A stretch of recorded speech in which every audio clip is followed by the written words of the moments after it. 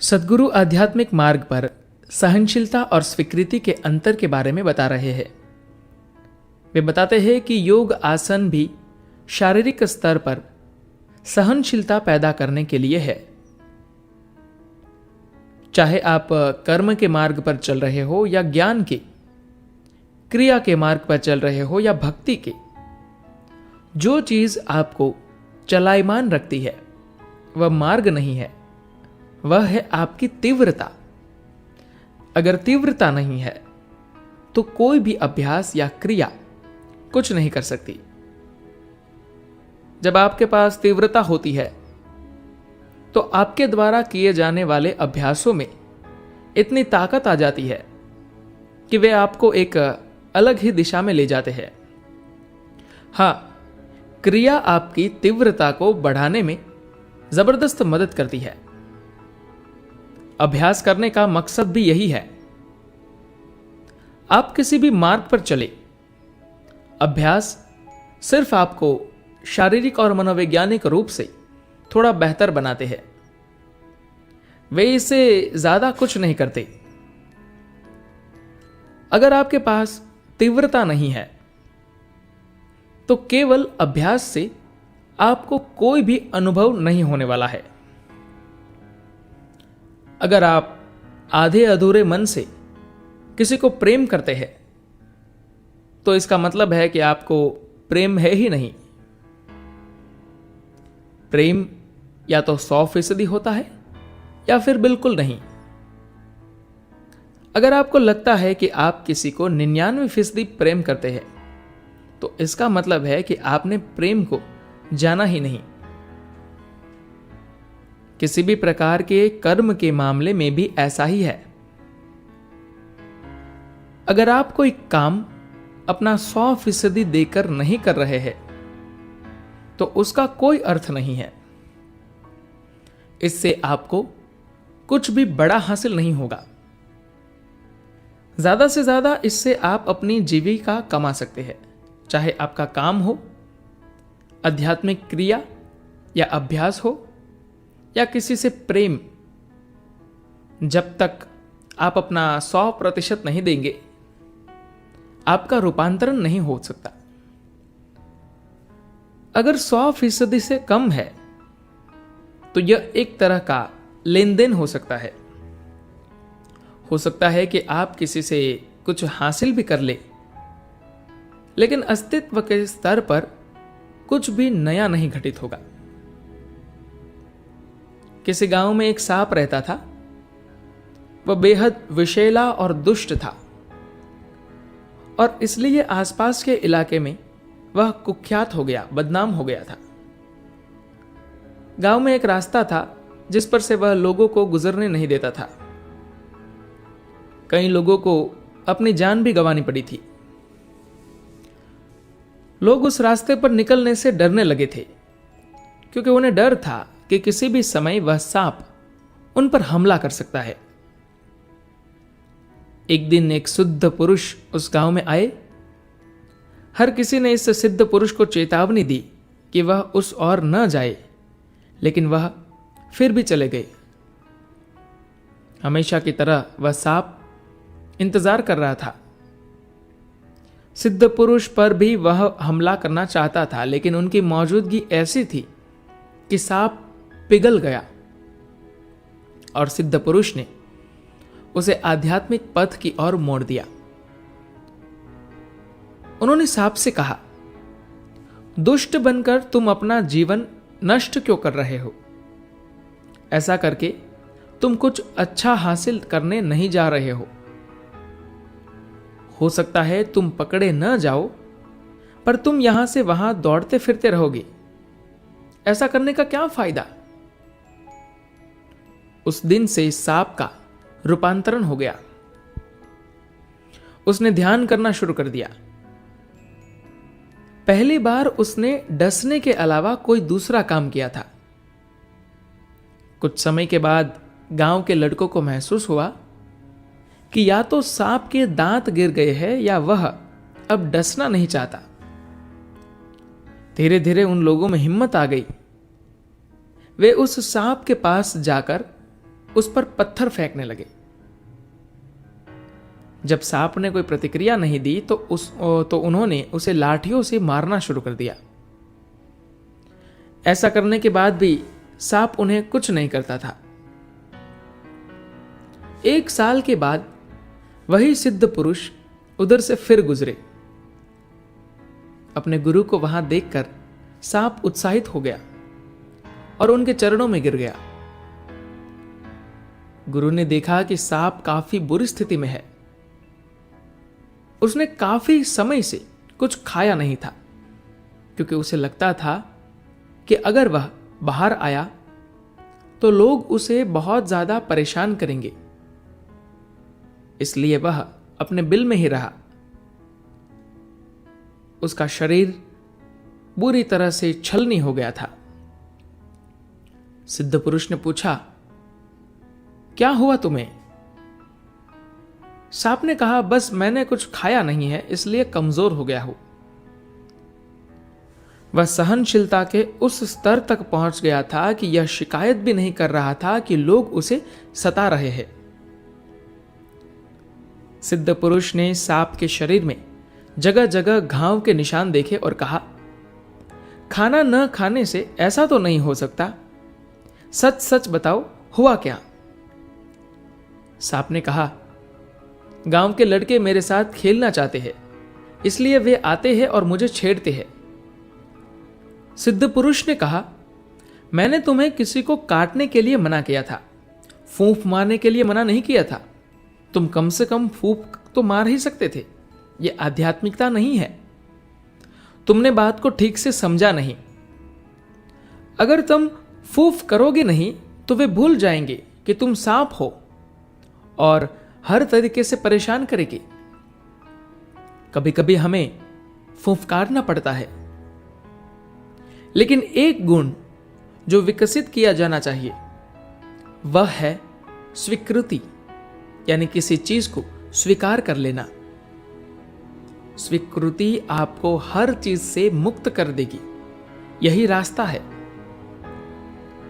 लेकिन अगर आप जागरूक नहीं हैं, अगर स्वीकार करना आपके लिए संभव नहीं है और आप हर छोटी छोटी चीज के लिए चिड़चिड़ा जाते हैं, तो आपको कम से कम सहनशीलता तो विकसित कर ही लेनी चाहिए। आपको पता ही है, जीसस ने कहा था कि अगर कोई आपको एक गाल पर थप्पड़ मारे तो दूसरा गाल भी उसके आगे कर दो। प्रतिक्रिया न दो, सह जाओ। यह सहनशीलता है। याद रखिए, यह बात जीसस ने केवल अपने 12 शिष्यों से कही थी, आम जनता से नहीं।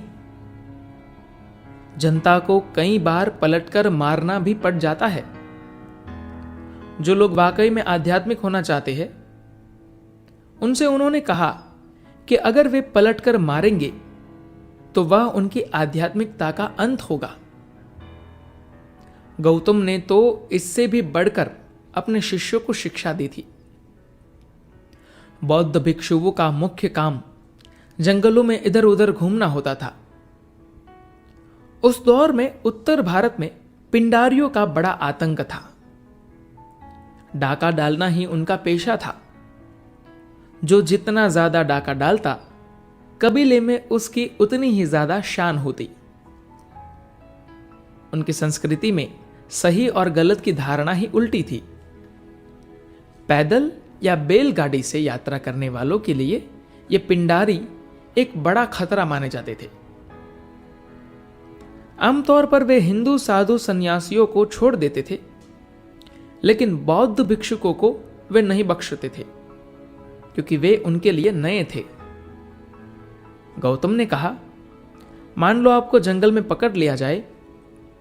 अगर डाकू दुधारी तलवार से आपके हाथ भी काट दे, तो भी आपके मन में जरा सा भी प्रतिरोध नहीं आना चाहिए। आपके होठों पर उनके लिए एक भी गलत बात नहीं आनी चाहिए।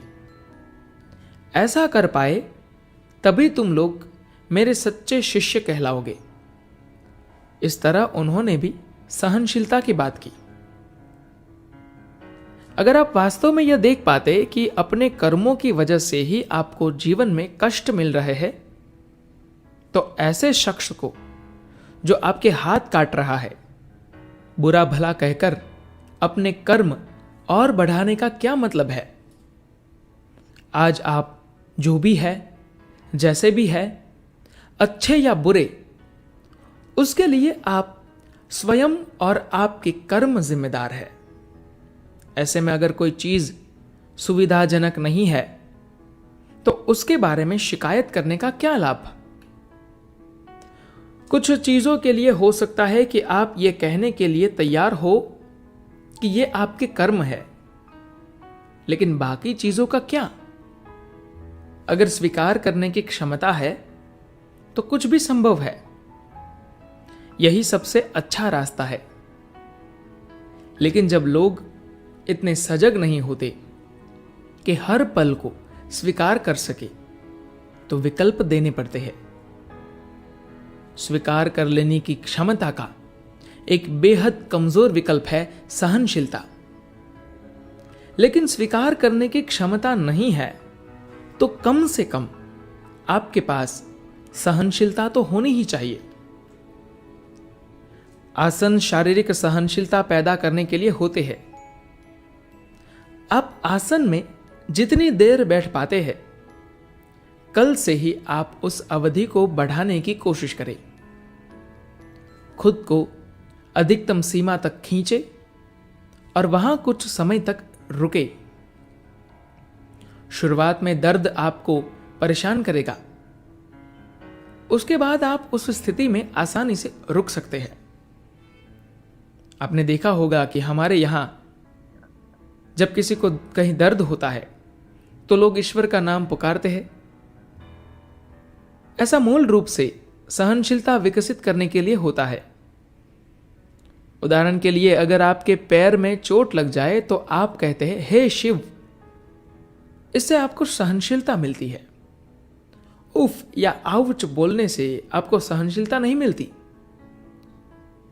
यह ईश्वर का नाम लेने का मामला नहीं है। यह एक जरिया है आपको शांत करने का। ईश्वर का नाम जपने का यही कारण है। यह आपको हल्का कर देता है। दूसरी बात यह है कि कष्ट से बचने के बजाय आपको इसे काबू में कर लेना चाहिए। उदाहरण के लिए, आप किसी ऐसे शख्स को देखेंगे जिसकी अभी अभी उंगली कटी है।